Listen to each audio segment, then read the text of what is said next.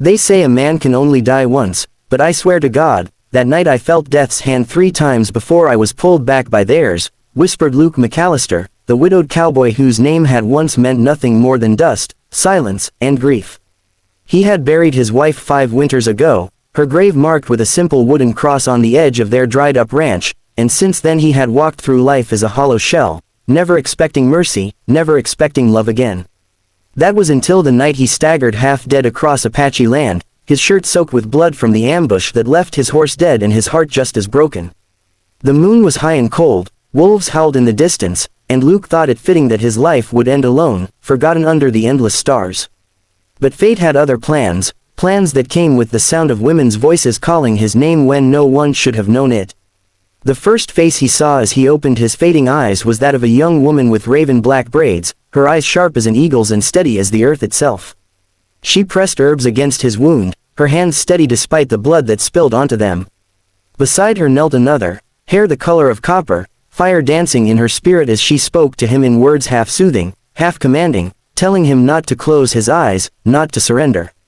And the third, the gentlest of all, cradled his head in her lap, singing an old Apache lullaby that seemed to push the pain out of his bones.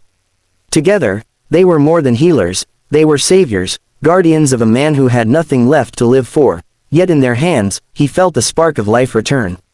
By the time Luke woke in their camp, the sun was breaking over the horizon, painting the desert in red and gold. His body ached, but the bleeding had stopped, his wound bound in woven cloth that smelled of sage and smoke. The 3 women sat by the fire, watching him with expressions both curious and protective. "You should have died," said the black-haired one, her tone steady but not unkind. "The spirits spared you only because we asked them to. You belong here now, cowboy." Luke tried to protest, tried to tell them he had no place in anyone's life, that he was a man carrying nothing but loss, but the copper-haired woman silenced him with a glare so fierce it stole the words from his tongue. "A man who lives when he should have died does not get to choose where he belongs," she said. "You are alive because of us. That means you are ours." The word ours rattled in his chest like the crack of a rifle. He had belonged to no one since the day he buried his wife. No family, no children, no reason to rise with the sun. Yet these 3 women, bound to each other and to their tribe, had claimed him in a single night as if destiny itself had written it into the earth long before his first breath. He looked at them one by one, the fierce black-haired one who watched him as if she could see through his soul, the fiery copper-haired one who spoke with authority, and the gentle dark-eyed one who still hummed softly, her hand brushing over his forehead as though to keep the shadows at bay. Luke wanted to resist, but he couldn't ignore the truth. Without them, he would already be lying stiff and cold in the sand. Days turned into weeks as Luke's strength returned, but so too did something else, something he had buried with his grief, the pull of life, the yearning for belonging. The 3 women taught him their ways, how to track game silently across rocky terrain, how to listen to the wind as it carried secrets, how to see meaning in the flight of birds and the whisper of fire at night. He shared with them the skills of a cowboy, how to break a horse without breaking its spirit, how to mend a saddle, how to shoot straight even when the hand trembled. Slowly, what began as obligation twisted into something deeper. The women no longer said he owed them his life, they spoke of him as if he had always been meant to walk among them. One evening, as the sun sank low and the shadows stretched long across the desert floor, Luke found himself seated at the fire with them. The copper-haired woman spoke first, her voice fierce but softened now by warmth. "You were a ghost when we found you. But now, you breathe with us, fight with us, eat with us. You are no longer a ghost, cowboy." The black-haired woman added, "The spirits gave us a husband when we asked for strength. We saved you, yes, but the truth is, you saved us too." The gentlest one finally looked up, her eyes shimmering in the firelight, and whispered, "And so we say it plain, you are our beloved husband." The words struck Luke like an arrow, but not in pain, in awakening. He stared at them, at the bond they shared with one another, at the way they looked at him not as an intruder or burden but as a piece of a puzzle that had been waiting to be complete. His heart, long closed off, cracked open. For the first time since his wife's death, he felt something he had thought lost forever. Love, not as a singular flame but as a fire that burned in 3 directions, fierce, protective, and eternal. And in that moment, Luke realized that the women had not just saved his body from death, they had resurrected his soul. Luke thought the hardest part was accepting their claim over him, but he soon realized the greater challenge was proving worthy of it. In the Apache camp, whispers followed him like shadows. Some elders frowned at the sight of a white cowboy living among their women, much less being claimed by three at once. Children pointed at him, giggling behind their hands, and the warriors narrowed their eyes, wondering if this broken outsider could ever carry the weight of responsibility. Luke felt it all pressing on him like the desert sun, heavy and relentless. Yet every time doubt threatened to bury him, he remembered the three women's words, "You are our beloved husband." They had risked their place in the tribe to pull him back from death, and he would not let their faith turn to shame. The first test came with the hunt. The men of the tribe rose before dawn, bows strung and rifles cleaned, ready to track elk across the mountains. Luke, still scarred and healing, volunteered to join. There were smirks, muttered bets that he wouldn't last the climb.